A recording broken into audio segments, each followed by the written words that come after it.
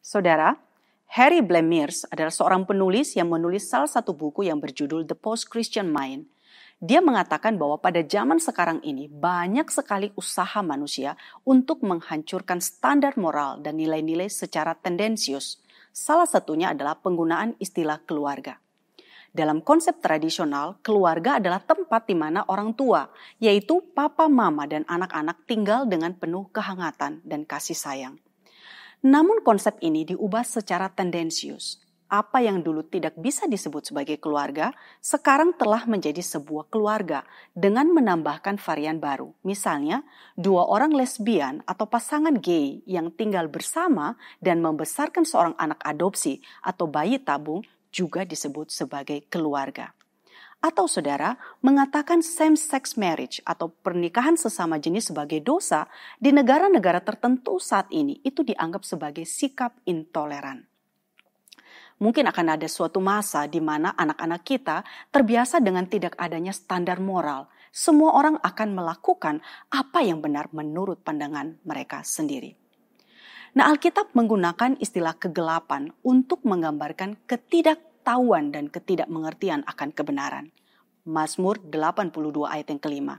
Manusia berjalan dalam kegelapan, artinya suatu situasi atau kondisi di mana manusia tidak mengenal Allah dan tidak mengenal kebenaran.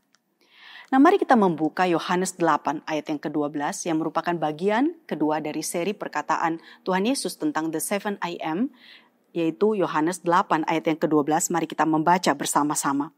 Maka Yesus berkata pula kepada orang banyak, katanya, "Akulah terang dunia. Barang siapa mengikut aku, ia tidak akan berjalan dalam kegelapan, melainkan ia akan mempunyai terang hidup."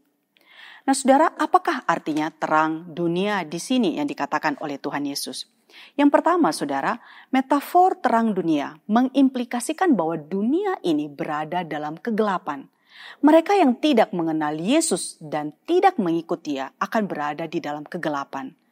Tuhan tidak membuang kegelapan dari dunia ini, namun bagi mereka yang mengikut Dia akan mempunyai terang hidup dan tidak lagi berjalan di dalam kegelapan. Saudara, terang itu membuat dosa menjadi terlihat jelas. Terang itu akan menolong kita melihat semuanya dengan baik di dalam terang kebenaran. Nah, tanpa terang dari Yesus, kita tidak bisa melihat apapun sebagaimana seharusnya melihatnya. Tanpa terang dari Yesus dalam hati kita, kita tidak bisa melihat dunia sebagaimana Tuhan melihatnya. Yang kedua, saudara, kalimat ini mempunyai hubungan erat dengan Yohanes 1 ayat yang keempat. Di dalam Dia ada terang hidup. Artinya, saudara, terang Yesuslah yang memampukan orang yang percaya kepadanya melihat terang. Jika mengikut Dia, maka akan mempunyai terang hidup. Nah, sebelum Yesus memberikan terang itu kepada kita, kita di dalam kondisi mati secara rohani. Dan orang mati tidak bisa melihat apapun. Nah, ketika kehidupan itu diberikan kepada kita, pada waktu itulah kita dilahirkan kembali oleh Tuhan. Seperti Nikodemus yang dicatat di dalam Yohanes pasal yang ketiga, dilahirkan kembali yang dengan itu dia bisa melihat kerajaan Allah. Orang-orang Farisi pada waktu itu yang menentang Tuhan Yesus secara terus-menerus tidak bisa melihat. Mereka harus dilahirkan kembali supaya memiliki kehidupan yang mampu melihat terang Yesus. Nah, saudara, bersyukurkah saudara karena telah melihat terang itu?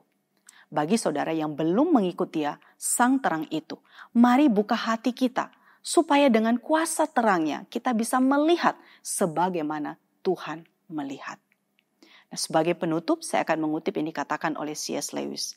Dia berkata, "I believe in Christianity as I believe as the sun has risen, not only because I see it, but because by it I see everything else."